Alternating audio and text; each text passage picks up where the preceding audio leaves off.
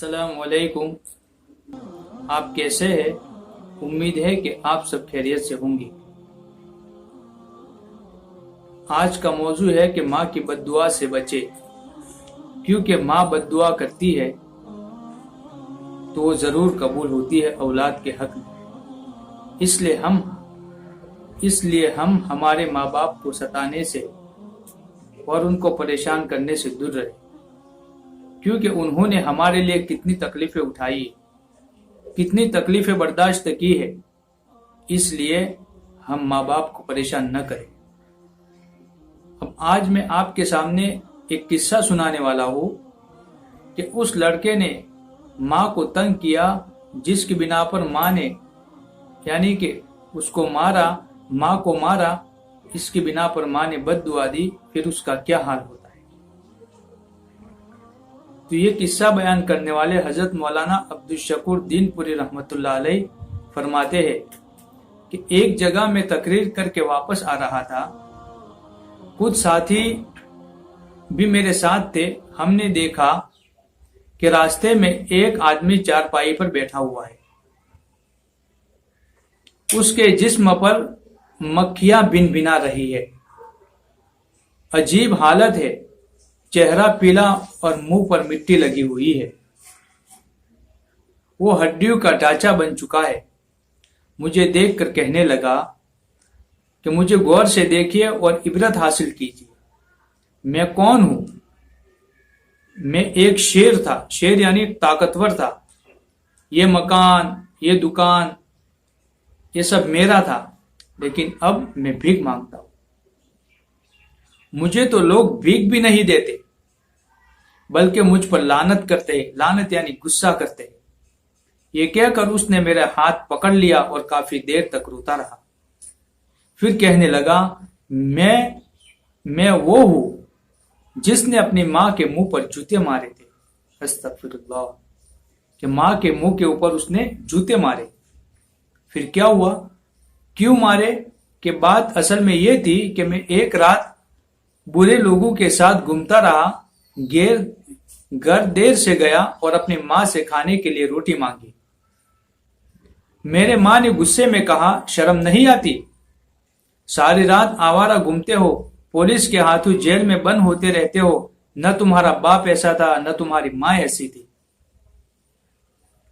तुम किन बुरे लोगों के चक्कर में फंस गए हो? जरा शर्म करो। उनकी बातों को सुनकर उस लड़के को गुस्सा आया और उसने जूता उतार कर माँ को मारना शुरू कर दिया। 2 जूते मुंह पर मारे कि माँ के मुंह से ये अल्फाज निकले, अर्श वाले मुझे मौत दे दे, मैं जीने के काबिल नहीं हूं। अर्श वाले मुझे मौत दे दे, मैं जीने के काबिल नहीं हूं। मौला मुझे अपने पास बुला ले, मैं अब ज्यादा जूते नहीं खा सकती। माँ ने क्या कहा कि मैं अब ज्यादा जूते नहीं खा सकती। अर्श वाले जिसने माँ की तौहीन की है, उसे दुनिया और आखिरत में बर्बाद कर। उस वक्त तो मैं सो गया। रात को मेरे पाँव में एक दर्द होने लगा।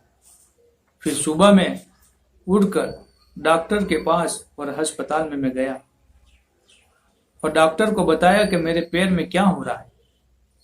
तो डॉक्टर ने कहा कि एक फोड़ा हुआ है, जिसको यानी कि अब ऑपरेशन करना पड़ेगा और उसको काटना पड़ेगा, और साथ में ऑपरेशन के साथ में उसके पैर को भी काटा गया। फिर उसने अपनी चादर उठा के देखा तो उसके पैर कटे पड़े हैं। उन पैरों में से पीप निकल रही है। ये समझ गया कि ये जख्म नहीं बल्कि माँ की बद्दुआ है, अल्लाह ताला का अजाब है। मेरी इस हरकत पर माँ 1 हफ्ते तक भूखी प्यासी रोती रही और इसी गम में मर गई। माँ की आहें अर्श पर पहुंची। अल्लाह ताला ने सुनी। मुझ पर अल्लाह ताला का गुस्सा नाजिल हुआ। जायदाद बिक गई, मकान बिक गया, दुकान बिक गई, बीवी छोड़ के चली गई और बच्चे भी अब अब्बा नहीं कह रहे, बीवी भी पास में नहीं आ रही है, और लोग भी भीख नहीं देते, और अगर देते हैं तो दूर रहकर रोटी का टुकड़ा फेंक देते हैं। ऐसा हालत हो गया, और नींद नहीं आती और मक्खियां भिन भिना रही है। गुजरने वाले वहां यानी कि लोग जहां से यानी कि मेरे पास में चलते हैं तो कहते हैं कि देखो उस शख्स को, इसके ऊपर अल्लाह की लानत कि भाई इसने मां को जूते मारे। सब मुझे यानी वो कह रहा है कि सब मुझे इबरत की निगाह से देखने लगे। ये वो लानती है जिसने अपनी मां को जूते मारे। सब मुझे इबरत की निगाह से देखते हैं। कुछ लोग कुत्ते की तरह मेरे सामने रोटी फेंक जाते हैं। मेरी दुनिया बर्बाद हो गई। बेटे मुझसे नफरत करने लगे, मुझे अब्बा भी नहीं कहते। माँ की एक आन ने अल्लाह ताला के गुस्से को आवाज दी और मुझे बर्बाद कर दिया। कहने लगा, हजरत ये दुनिया की जिल्लत है, पता नहीं आखिरत में क्या होगा।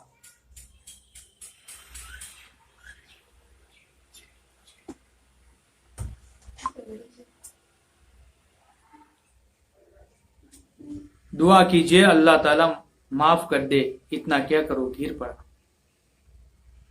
देखा आपने माँ के साथ बदतमीजी करने वाले को अल्लाह ताला ने कैसी सजा दी। इसलिए हम माँ को कभी यानी परेशान न करें। हम वालिदैन की इताअत और फरमाबरदारी करें। उनके सामने कभी ऊंची आवाज से न बोले, उन्हें कभी उफ तक न कहे, बल्कि उनके साथ नरमी से बात करे, उनकी खिदमत करे, उनकी दुआएं ले, उनको नाराज न करे